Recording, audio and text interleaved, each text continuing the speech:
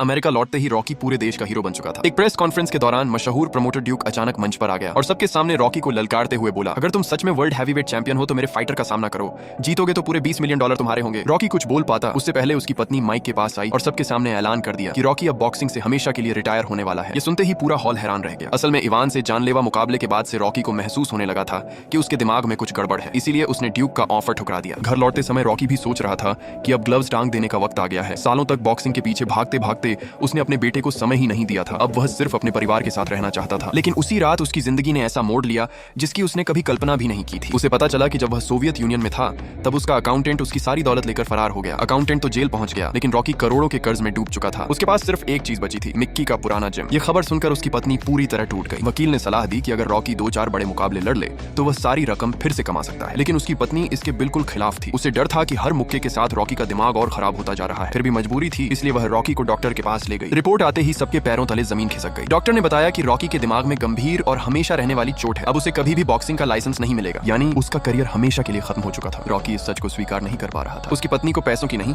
बल्कि अपने पति की जान की चिंता थी। आखिरकार रॉकी ने दोबारा रिंग में लौटने का इरादा छोड़ दिया। कर्ज चुकाने के लिए उन्होंने अपना आलीशान बंगला, महंगी गाड़ियां और लगभग सब कुछ बेच दिया। कुछ समय बाद पूरा परिवार फिर से फिलाडेल्फिया के उसी पुराने मोहल्ले में लौट आया जहां से कभी रॉकी का सफर शुरू हुआ था। रॉकी ने अपना पुराना चमड़े का जैकेट और टोपी निकाली। उन्हें पहनते ही ऐसा लगा जैसे किस्मत उसे फिर वहीं ले आई हो जहां से उसने सपने देखना शुरू किया था। उस रात वह मिक्की के पुराने जिम पहुंचा। दरवाजा खोलते ही उसने देखा कि पूरा जिम खंडहर बन चुका था। जमीन पर पड़े पुराने ग्लव्स उठाकर उसने पहन लिए और जैसे ही पहला पंच मारा उसे अपने गुरु मिक्की की आवाज सुनाई देने लगी, जब मैं नहीं रहूंगा तब सिर्फ लड़ना ही नहीं, जिंदगी जीना भी सीख जाना।